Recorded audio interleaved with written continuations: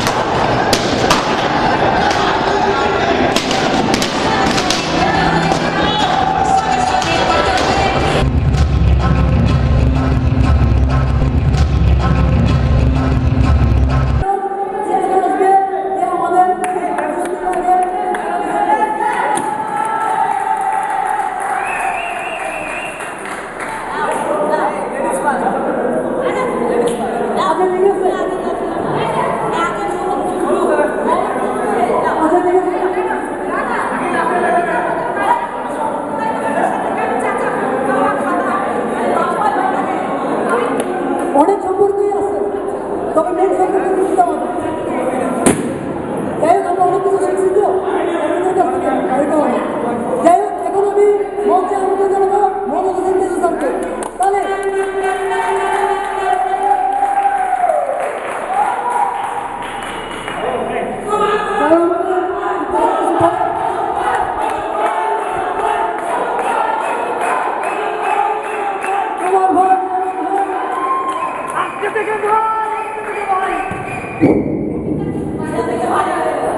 শুরুতে ছোট একটা কারেকশন, সেটা হচ্ছে দেখ কোর্স কমপ্লিট হয়ে গেছে, তারপরে ইউ হ্যাভ টু ডিসাইড আমি তোমাদের পিতা কিনা।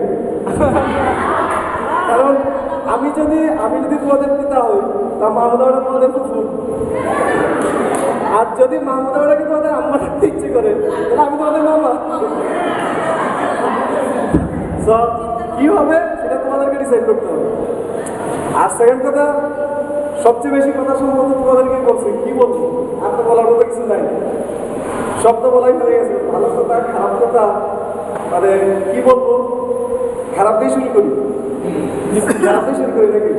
প্রথম কথাটা হচ্ছে মানে প্রত্যেক মানুষের জীবনে একটা সার্টেন সময় পর্যন্ত হানিমুন পিরিয়ড থাকে, সেটা হচ্ছে স্টুডেন্ট লাইফ। তো তোমাদের হানিমুন পিরিয়ড ইজ ওভার, ঠিক আছে? হানিমুন পিরিয়ড শেষ। এখন আমার মেসেজ হচ্ছে ওয়েলকাম টু হেলথ। হানিমুনের পরেই হচ্ছে হেলথ শুরু হয়, সো ওয়েলকাম টু হেলথ। ডিফারেন্সটা খুবই সিম্পল, আজ থেকে কয়েকদিন আগে যে তোমাদেরকে ফোন করে জিজ্ঞেস করতো কেমন আছো, same number, same voice, same মানুষ, সেম কণ্ঠ, সেম টাইম, কিন্তু তখনকার কেমন আছো প্রশ্নের যে আনসারের যে এক্সপেকটেশন ছিল, তখনকার কেমন আছো প্রশ্নের যে ইটারনাল মিনিং ছিল, এখনকার এই প্রশ্নের মিনিং পুরোপুরি ডিফারেন্ট। এখনকার এই প্রশ্নের আনসারের মিনিং পুরোপুরি ডিফারেন্ট, কিন্তু সেই প্রশ্ন সেই বাপি আর ওই আগের নম্বর থেকে সন্ধ্যার পরেই ফোন করে জিজ্ঞেস করতেছে, কিন্তু দুইটা প্রশ্নের মিনিংয়ের বা আনসার এক্সপেকটেশনের মধ্যে বেশি হচ্ছে রাত আর দিন পাচ্ছেন। এর জন্য বললাম ওয়েলকাম টু হেলথ। মন খারাপ করার কিছু নাই।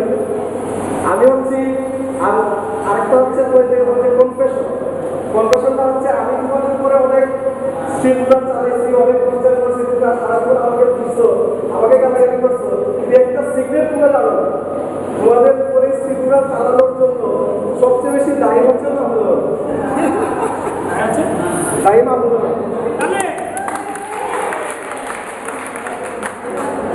কারণ হচ্ছে আচ্ছা, কারণ হচ্ছে আমাকে যেদিন একাডেমিক কমিটির মিটিং থেকে কনফার্ম করা হয় যে আমাকে ফুল টাইম হিসেবে দেওয়া হবে, এবং যেদিন বলা হয় যে এই ব্যাচের কোঅর্ডিনেশন তোমাকে দেওয়া হবে, ওই দিন আপনার মাহমুদের সাথে কথা ফোনে কথা হয়েছিল। ম্যাডামের মনে আসছিল জানি না, ম্যাডামের সাজেশন ছিল আমার জন্য মধু লোহা গরম থাকতেই পেটাও। মাহমুদের ছিল যে লোহা গরম থাকতেই পেটাও। আমার উস্তাদ, আমি তার কথা ভালোই পেতাম, আমি শুনে তোলা পরের থেকে পেটানো শুরু করি। এই পেটানোর চাপে কেউ কেউ মনে গেছে কারো কারো লোহা ভেঙে গেছে, আর যারা ঠিকই আছে এগুলো সবাই চেষ্টা হয়েছে।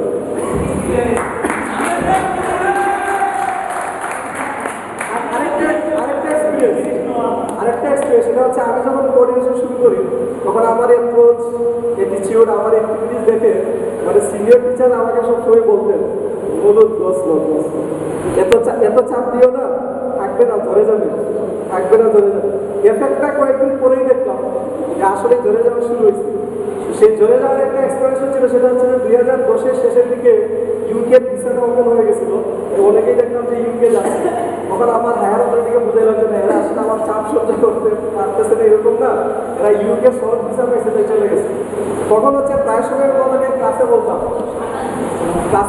যে 100 জন থেকে শেষ পর্যন্ত যদি আমার কাছে 50 থেকে 60টা স্টুডেন্ট থাকে, তাহলে ওই 50 থেকে 60টা স্টুডেন্ট যখন বের হবে